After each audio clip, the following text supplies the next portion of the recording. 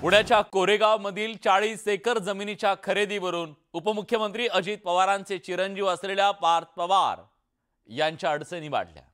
तब्बल 1804 कोटी रुपये किमतीची ही जमीन केवळ 300 कोटीमध्ये खरेदी केल्याचं समोर आलं। त्यातही प्रशासनाकडून 21 कोटींची जी स्टॅम्प ड्युटी आहे ती माफ करण्यात आली।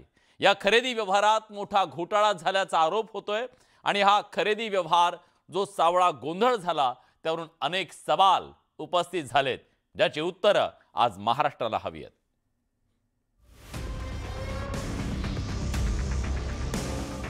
कोरेगाव मधील याच 40 एकर जमिनीच्या व्यवहारावरून पार्थ पवार आणि त्यांच्या माध्यमातून अजित पवारही अडचणीत आलेत। पार्थ पवार आणि दिग्विजय पाटील यांच्या 1 लाख भागभांडवल असलेल्या अमेडिया कंपनीनं तब्बल 1804 कोटी रुपये किंमत असलेली जमीन अवघ्या 300 कोटीत खरेदी केल्याची बाब समोर आली आहे। विशेष म्हणजे ही जमीन खरेदी करताना 21 कोटींच्या मुद्रांक शुल्काची माफी मिळवली आहे। मुळात जी जमीन अमेडियानं खरेदी केली ती महार वतनाची असल्याचं समोर आलंय। वतनाच्या जमिनी या अहस्तांतरित असतात, त्यामुळे अगदी सुरुवातीपासून या जमीन व्यवहार प्रकरणात नियमांची मोडतोड आणि गैरव्यवहार झाल्याचा आरोप केला जातोय। पार्थ पवार त्याच्यामध्ये 50% पार्टनर आहेत, त्यांच्या कंपनीने घेतलाय। म्हणजे हा सगळा जरी सगळं कायदेशीर केलं असलं तरीही हे कॉन्फ्लिक्ट ऑफ इंटरेस्टमध्ये मोडतं। आणि इंडेक्स 2 मध्ये पुण्याची जागा मुळशीला दाखवली का, त्याच्यामध्ये घेणाऱ्याचं जो विकत घेणार आहे त्याच्या लिंगामध्येही बदल आहे। सध्या ते थोडं फार गंभीर वाटणार नाही, परंतु ज्यावेळेला शेकडो कोटी रुपयांच्या जमिनींचे व्यवहार होतात त्यावेळेला बारीक सारीक तपशील हा करेक्ट असावा लागतो। खरं तर महार वतनाच्या जमिनींच्या हस्तांतरणावर कायद्यानुसार निर्बंध आहे।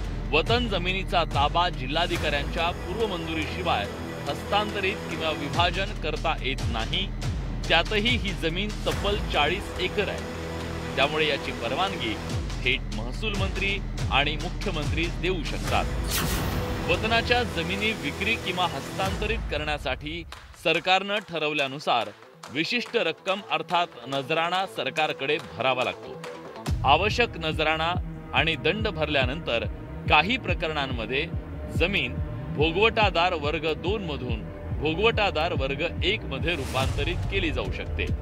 40 एकरच्या जमिनी संदर्भात महसूल मंत्री आणि मुख्यमंत्र्यांच्या परवानगीच्या शिवाय केलेले कोणतेही खरेदी विक्रीचा व्यवहार कायद्यानं अवैध मानला जातो। भोगवटा 2 असलेली जमीन नजराणा भरल्याशिवाय खरेदी खत करता येत नाही। वतनाची जमीन हस्तांतरित करण्यासाठी कंपनीनं कुठलाही नजराणा भरल्याचा उल्लेख नाही, त्यामुळे जमीन खरेदी कशी केली हा सवाल आहे। हा व्यवहार शीतल तेजवानी यांच्या पॅरामाउंट इन्फ्रास्ट्रक्चर कंपनी सोबत केल्याचं दाखवलं गेलं, पण या जमिनीचे मूळ मालक गायकवाड आणि 30 कुटुंबातील 274 जण असल्याचं समोर आलंय।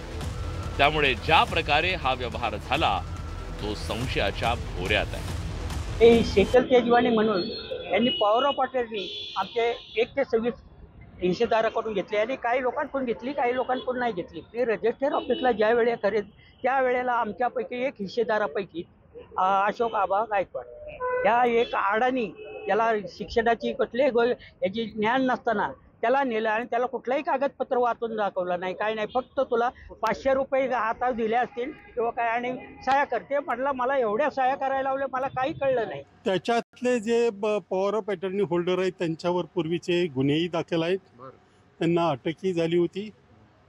त्यामुळे त्यांच्याशी आता राज्याच्या मुख्यमंत्र्यांच्या मुलाचे कसे संबंध असावेत हा त्यांचा जरी प्रश्न असला तरी उपमुख्यमंत्र्यांचे, तरीही ही जी प्रॉपर्टी आहे ही फार मोठी प्रॉपर्टी आहे, गरिबांची प्रॉपर्टी आहे।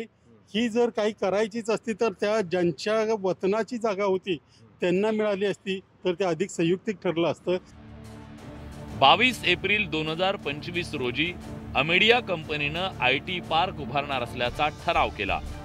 याच्या अवघ्या 2 दिवसात म्हणजे 24 एप्रिलला अमेडिया कंपनीच्या या फाईलवर राज्याच्या उद्योग संचालनालयाकडून स्टॅम्प ड्युटी माफ झाली। पुढच्या महिन्याभरात जमीन खरेदीचा व्यवहार पूर्ण झाला। मूळ 1804 कोटींची जमीन 300 कोटीत खरेदी केल्याचं दाखवलं गेलं। या सगळ्या वेगवान घडामोडी घडण्यासाठी कोणतं बळ लावलं गेलं हे वेगळं सांगायची गरज नाही।